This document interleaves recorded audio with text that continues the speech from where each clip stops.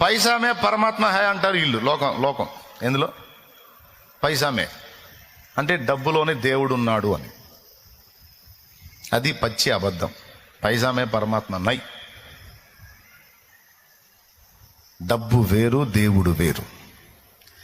ఒకడు దేవునికిని సిరికిని దాసుడుగా ఉండనేరడు. ఇద్దరు యజమానులకు ఒకడు దాసుడుగా ఉండనేరడు. ఒకడిని ప్రేమించి ఒకడిని ద్వేషిస్తాడు, ఒకడిని గౌరవించి ఒకడిని తృణీకరిస్తాడు.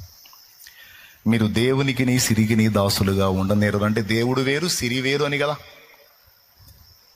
ఉంటే దేవుని కన్నా, లేకపోతే సిరి కన్నా. డబ్బే కేంద్ర బిందువు అనుకుంటావా, సరే దానికే దాసుడు అయిపో. ఈ భూ సంబంధమైన భోగాలు నీకు డబ్బు ఇచ్చిద్దేమో కానీ డబ్బు దేవుణ్ణి తెచ్చి నీకు ఇవ్వలేదు.